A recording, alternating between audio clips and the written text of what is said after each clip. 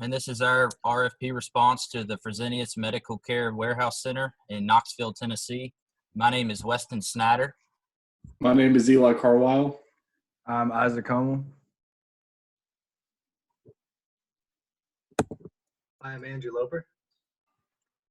And to begin, we just want to look at some main points of the building, some overview. For our guaranteed maximum price, we ended up with $41,800,000.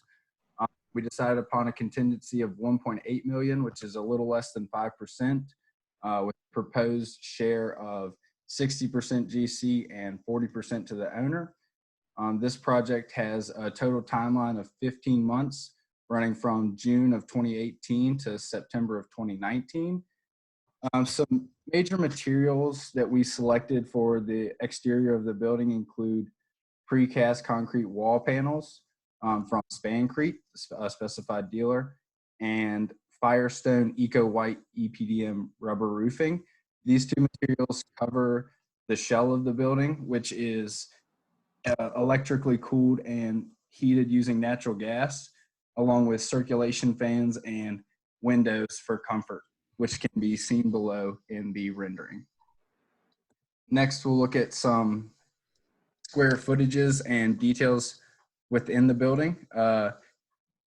Total building footprint of 614,000, which gives us a cost of $68 per square foot. We have a main office, which is 8,700 square foot, a shipping office at 3,700 square foot, a receiving office at 2,500, a manufacturing office at 1,400, and a designed front parking lot, which includes 125 spaces and 5 handicap spaces within the 45,000 square feet. Next, I'll hand it off to Weston to talk about some team priorities. So as a team, our main priorities from pre-construction through closeout is quality, functionality, constructability, timeliness, and cost. In terms of quality, we want to deliver a high-quality product that outlasts our competitors. Our subcontractors, our material providers are also vetted for quality purposes. Cutting corners is not an option for us, and that's nothing that we want to do. 2, functionality.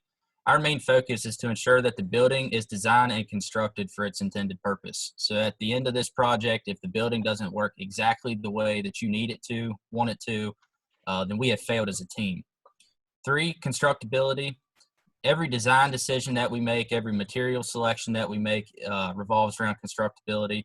We want our job sites to be safe. We want them to be logical. We want them to make sense. And we also want to consider the sustainability of our workers that are actually in the field putting in labor.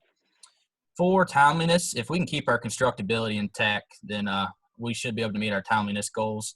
We want to deliver a building that is on time or even before the deadline. And finally, cost. We want the customer to get the biggest bang for their buck throughout the lifetime of the building.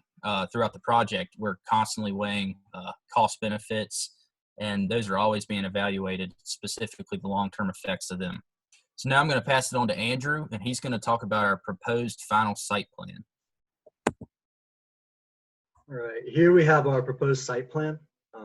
Our first arrow is going to be indicating our shipping and receiving entrance. And then our second arrow is going to be showing where the water line enters the building at the pump house, followed by our third arrow. It's indicating where our 3 on-site generators will be located. The fourth and fifth arrow are going to indicate both our shipping and receiving docks. The sixth area will indicate our staff and general parking area. And then finally, the seventh arrow will show the general traffic entrance and exit. I'm going to hand off to Isaac now to go over our building elevations. Okay, so here we can see an elevation from each side of the building. We decided to go with a height of 40 foot due to the maximum height of 35 feet of the interior racks.